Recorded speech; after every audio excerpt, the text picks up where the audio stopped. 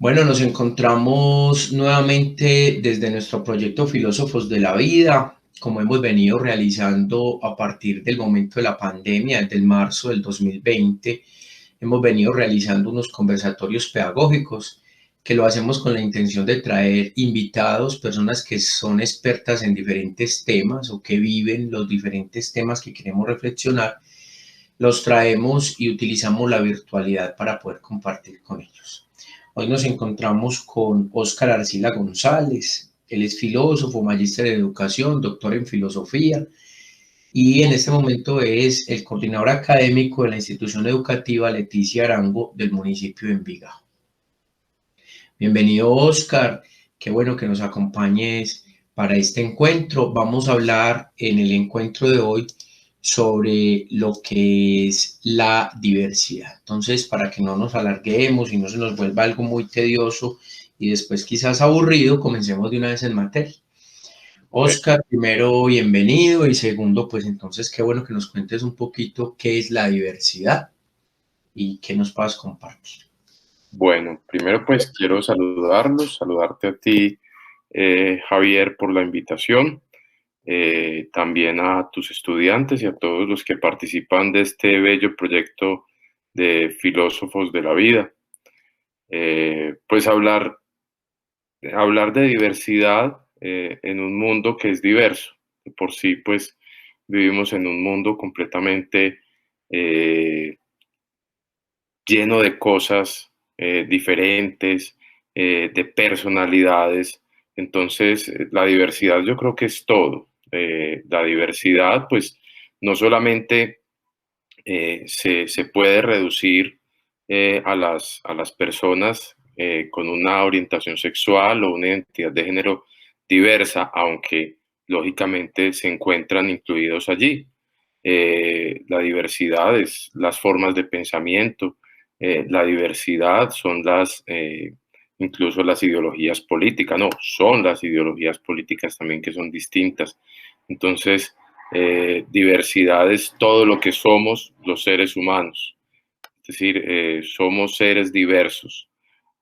Muchas personas le tienen temor a ese término y no se identifican como seres diversos, pero no, yo pienso que la diversidad es tan amplia y la diversidad es todo. Qué bien, Óscar, que haces esa relación de diversidad con todo, porque pareciera que está de moda el término diversidad, pero que es una realidad que hemos vivido todo el tiempo, porque somos diferentes, ¿cierto? ¿Tú consideras que en este momento la escuela está trabajando o está preparada para hacer un trabajo a partir de lo que es la diversidad? La escuela, llámese pública, llámese privada, todo espacio que sea de generación de formación para los seres humanos. Bueno, pues yo siento que la escuela hoy está más preparada que antes. Sin embargo, pues como lo decíamos cuando nos estábamos preparando, tiene grandes retos en esa materia. Es decir, la escuela ha avanzado mucho o la escuela colombiana más bien, porque es la que conocemos, en adecuarse a esas diferencias o esa diversidad. Una de los mayores logros, digamos así, en materia es la sentencia 468, que es la sentencia Sergio Urrego. No sé si conocen el caso de Sergio. ¿Lo conoces? Yo sí lo conozco, pero sería interesante si de pronto nos puedes contar un poco para las personas que van a ver este conversatorio. Bueno, la sentencia es la T478-2015. Ahí me equivoqué. Bueno, el caso de Sergio fue un estudiante quien cursaba el grado 11º en el Colegio Gimnasio del Castillo en Bogotá. Eh, este chico pues tenía una orientación sexual diversa y fue presionado por la rectora y por el equipo, pues por la psicóloga de la institución, eh, para, para negar de alguna forma su sexualidad. Fue perseguido, inclusive a su pareja, que era un estudiante de la misma institución, lo invitaron a denunciarlo en fiscalía y en otras entidades de control por su orientación y acusándolo de acoso sexual. Hace poco también salió una sentencia que dictó cárcel a la rectora, en una lucha de su madre, Alba Reyes, una gran mujer que inclusive funda la Fundación Sergio Urrego. Toda esta persecución y hostigamiento que sufre Sergio, pues lo llevan al suicidio. Él se tira, se lanza de un centro comercial en Bogotá y pierde la vida. Su madre, pues, inicia pues una serie de acciones legales, y no solamente acciones legales, sino acciones afirmativas, con el fin de limpiar su nombre y ayudar a otros chicos en edad escolar que tengan una identidad de género o una orientación sexual diversa. Es por eso que la Corte Constitucional entonces expide en el año 2015 esa sentencia de la que les hablo, la T478 del 2015, donde se obliga a las entidades territoriales, las secretarías de educación, a hacer una revisión exhaustiva de manuales de convivencia con un enfoque de género, con un enfoque mirando las diversidades sexuales que se pueden presentar en las instituciones educativas y atendiendo de una forma eficaz, pues, digamos así, la homofobia y otras fobias que puedan presentarse. Entonces, esto ha sido muy positivo porque ha preparado a las instituciones educativas. Lo que les decía ahora, la diversidad es todo, aunque es esto, pero ha permitido que la escuela se piense en clave de diversidad. Bueno, gracias, Oscar, por esa observación. De todos modos, sabemos que en el sector público va a ser mucho más fácil entender la escuela en clave de diversidad que en el sector privado. O sea, todavía hay un poco más de barreras para entenderlo, pero en ese camino vamos, ¿cierto? Pero eso también depende, Javier, pues hablamos de qué instituciones educativas privadas, porque si nos referimos a instituciones educativas confesionales, que son la mayoría, por ejemplo, en la ciudad de Medellín, Es entonces correcto. si hay una situación compleja o digamos que una forma distinta de manejar el tema, pero hay instituciones educativas privadas eh, que, son, que son no confesionales y que trabajan incluso el asunto de una forma bastante adecuada y que llevan un camino recorrido en ese tema. Ajá, qué bueno esa aclaración. Oscar, ¿qué limitaciones, qué barreras todavía podemos encontrar a nivel de la sociedad y a nivel de la escuela para entender estos conceptos de diversidad? Bueno, yo siento que los chicos, los estudiantes, han empezado a entender que la diversidad es una situación muy común y absolutamente, digamos, normal en los espacios educativos.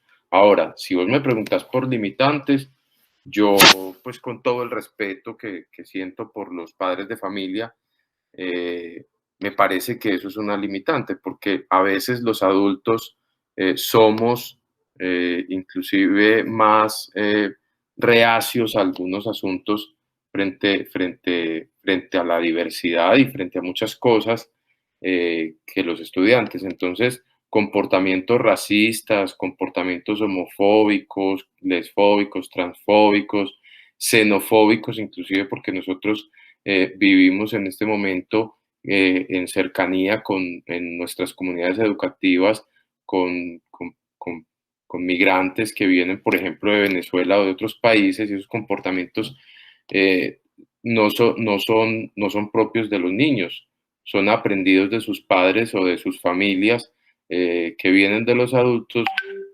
entonces esa es la limitante. No solamente formar al estudiante en la diversidad, sino formar a sus familias, aprender un poco o que más bien que ellos aprendan de la necesidad de una escuela incluyente, de unas familias incluyentes y del respeto.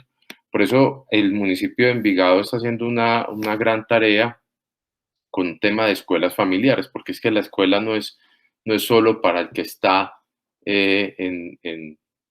estudiando, escolarizado. Yo creo que la escolarización va más allá y la escolarización también incluye a los padres de familia y a todo el entorno familiar. Entonces es una limitante, pero que se convierte también en una oportunidad, porque muchos de nosotros hemos tenido concepciones erradas y a través de la formación pues las hemos podido modificar porque nos hemos dado cuenta que realmente estábamos equivocados. Excelente, gracias Oscar por la claridad en eso. ¿Qué retos le podríamos plantear a la escuela que ya va en camino a entender estos procesos de diversidad, de inclusión? También son dos términos muy relacionales en el momento, pero que va en camino. ¿Qué retos esperaríamos? Digámoslo en tu condición, no solo de filósofo, sino también de directivo docente. ¿Qué retos le propondríamos a la educación actual? Como decís bien, la de nosotros, la que conocemos, la de, digamos así, recortando un poco el espacio, la del área metropolitana, porque tú eres de Envigado, pero entonces, por ejemplo, filósofos nacen en Itagüí, tiene proyectos muy similares, pero ¿qué retos podríamos plantear en el término de la diversidad? Bueno, pues son muchos. Yo ya mencioné uno, estamos hablando de la formación familiar, estamos hablando de una escuela que forme todo el entorno, pero también de unas políticas públicas. Colombia tiene una política pública LGBTI que viene desde el gobierno anterior, unas políticas públicas de mujeres también, porque también necesitamos empoderar a la mujer y sus derechos. Aquí sin entrar a hablar pues del feminismo, que es un asunto bastante necesario, pero entonces cuando hablamos de diversidad, los retos que tiene la escuela es en la aplicación básicamente de esas políticas públicas, esas políticas públicas que no se queden en el papel.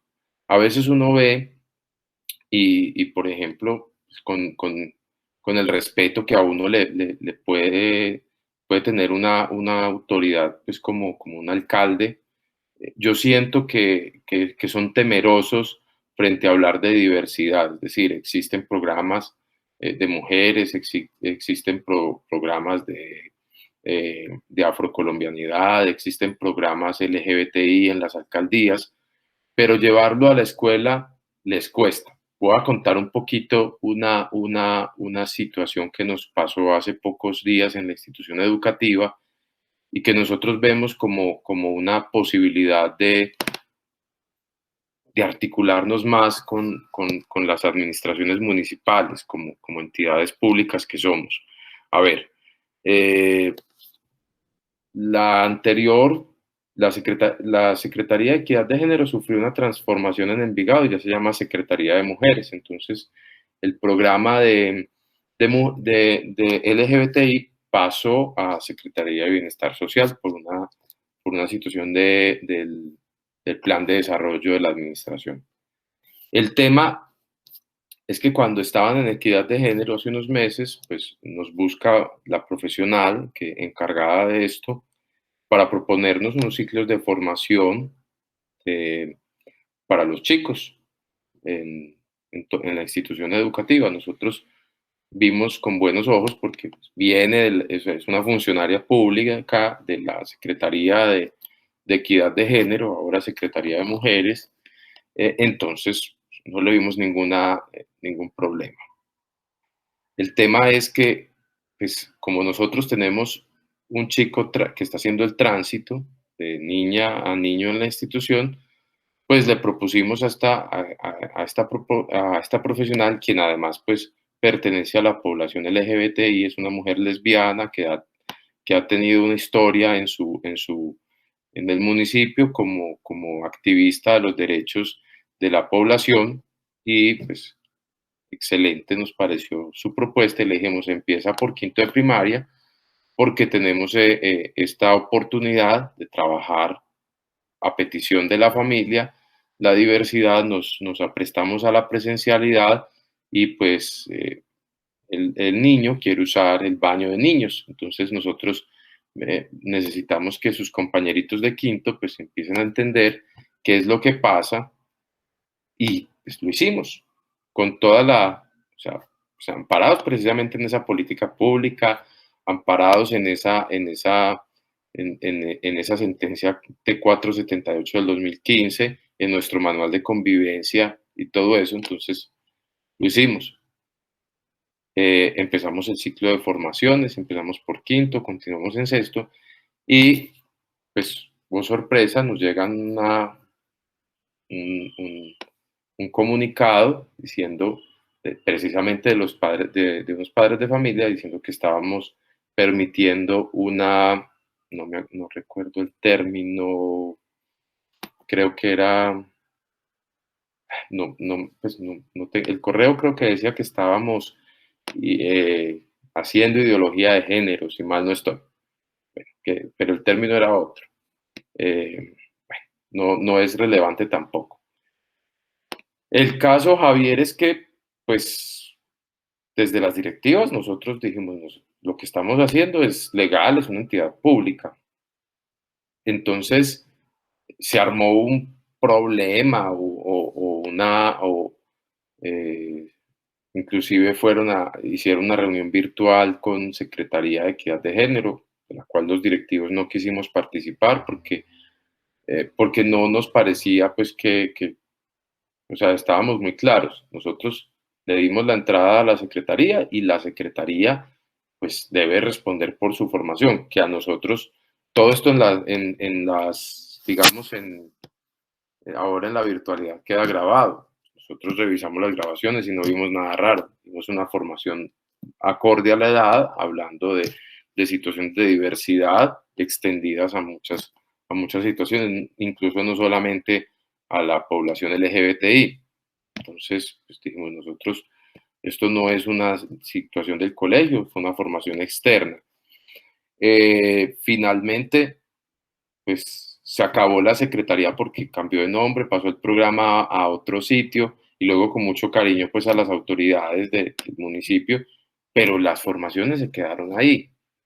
Pienso yo que pudo haber sido como para no incomodar más a los padres de familia, pero yo siento que a veces hay que incomodar. El tema se tiene que poner sobre la mesa. Lo más importante y el reto más importante es seguir poniendo el tema. Si vos me preguntas cuál es el reto que tiene la escuela, primero seguir poniendo ese tema en la mesa. Así digan, no, pero es que otra vez, qué tan cansones con lo mismo. No, sí, es que estamos hablando de unos derechos. Y por ahí decíamos en estos días, si los derechos que yo tengo no los tenés vos, pues mis derechos no son derechos, sino que finalmente lo que tengo son unos privilegios. Entonces, mientras en la escuela se puede hablar de religión con total tranquilidad, mientras en la escuela se puede hablar de muchos temas con total tranquilidad, no se puede hablar de diversidad. Y eso es lo que sí necesitamos, más compromiso de las administraciones, no solo de la Envigado, de la Itagüí, porque es que parecería que solo es ir a la marcha cada junio y no más, y que es muy importante hacer eso, pero las administraciones entonces colaboran con las marchas, apoyan y demás, pero las acciones afirmativas en la escuela en muchas ocasiones se quedan cortas. Entonces ese es el principal reto, seguir hablando del tema, seguir formando y seguir cerrando esas brechas en torno a la diversidad.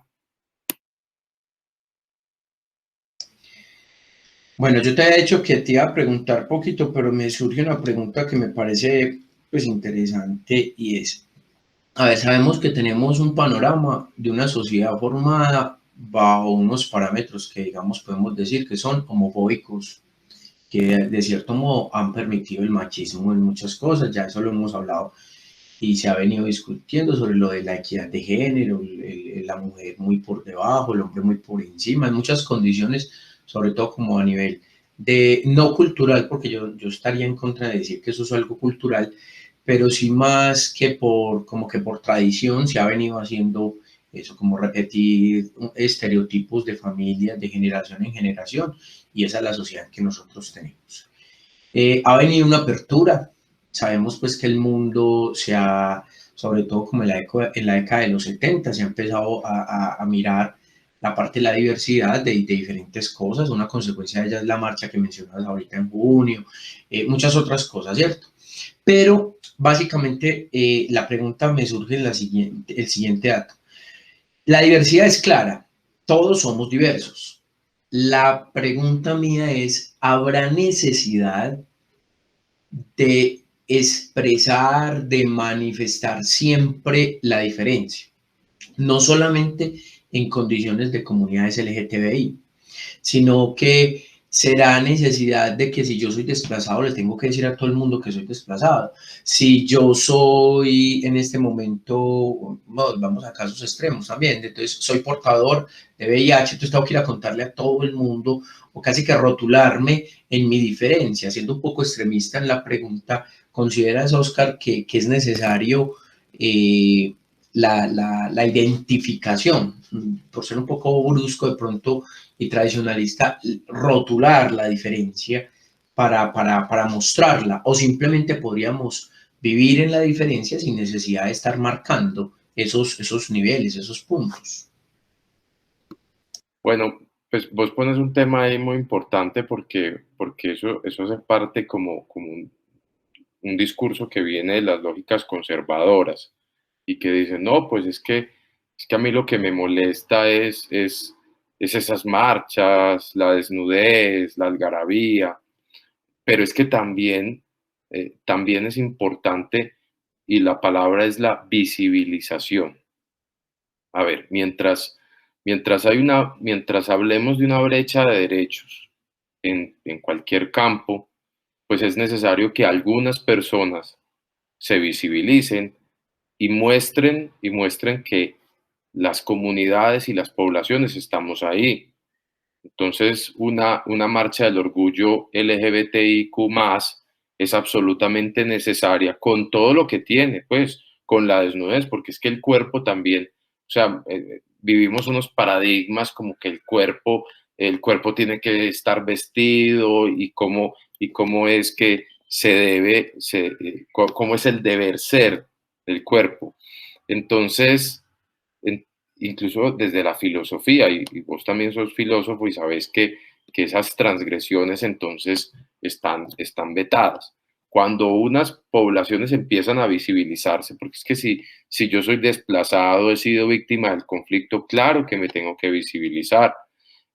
Si yo soy homosexual, perseguido, también me debo visibilizar, o si soy un homosexual profesional, coordinador de un colegio, casado con un hombre, pues también me puedo visibilizar y tengo un deber moral también con esas personas de visibilización.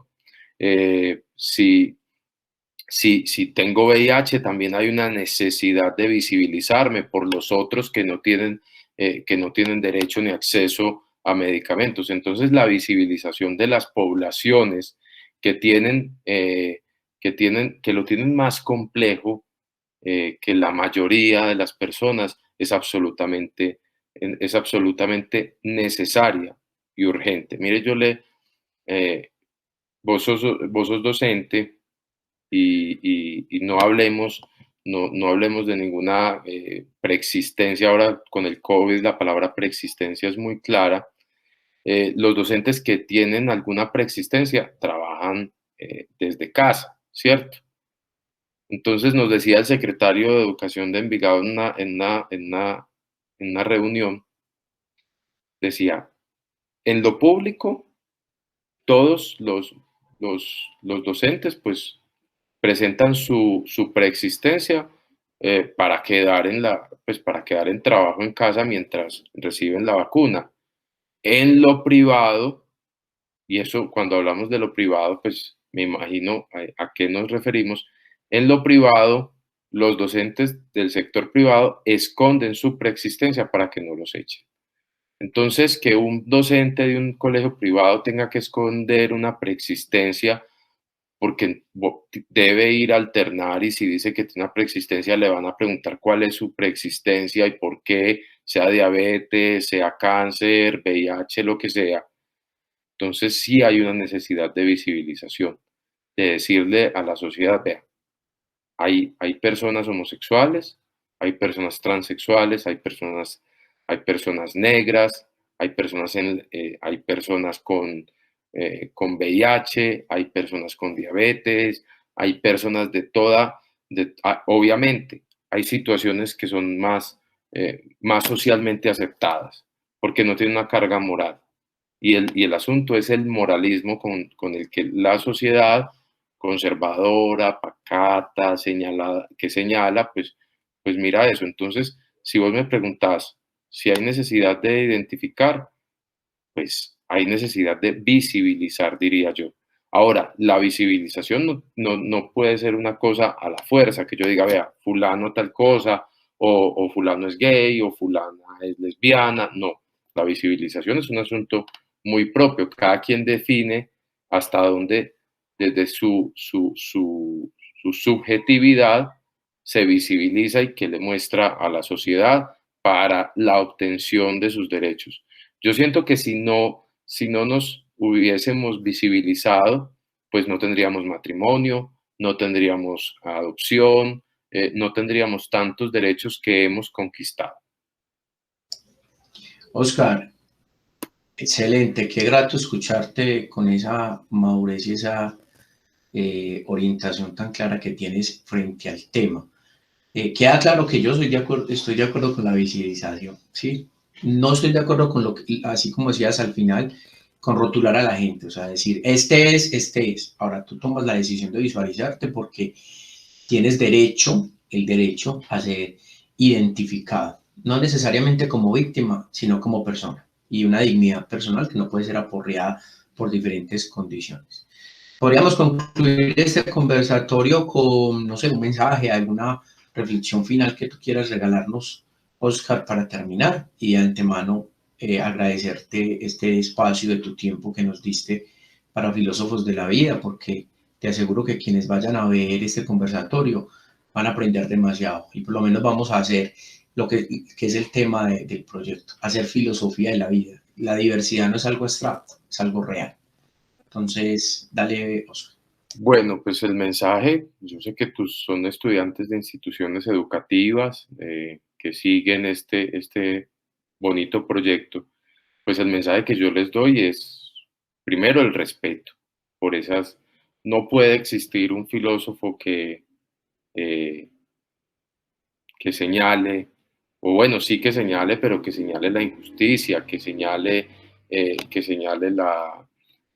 la ignorancia de pronto de la sociedad frente a muchas cosas.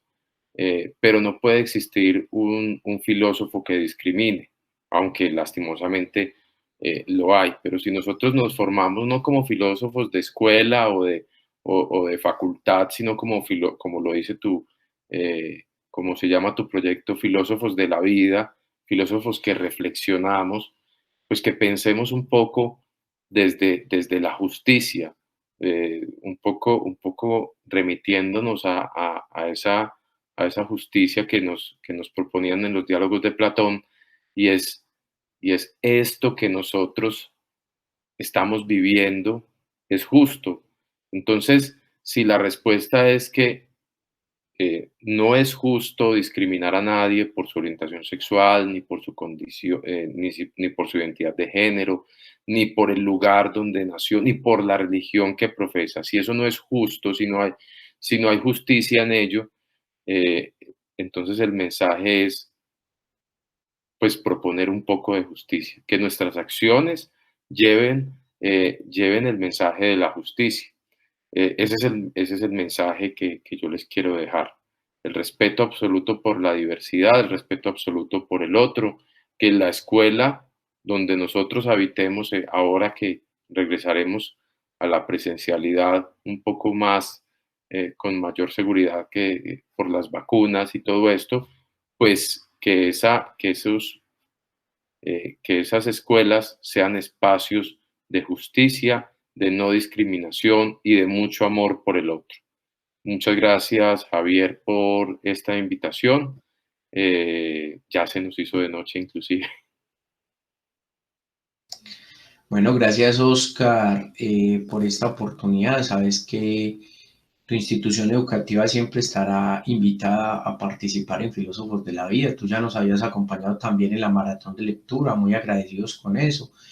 Y sé que siempre estaremos ahí, amigos en la profesión, amigos en la educación y que valga la pena pues este ejercicio. Mil y mil gracias por esto. Entonces ya después podremos ver la visualización del ejercicio en el grupo de filósofos de la vida de Facebook. A ti, Gracias. muchas gracias y a tus estudiantes, pues no sé si feliz día, buenas tardes, buenas noches, a la hora que lo escuchen, pues o lo vean. Espero que sirva de algo esta conversación entre el profesor Javier y yo. Que estén muy bien. Muchas gracias. Hasta luego.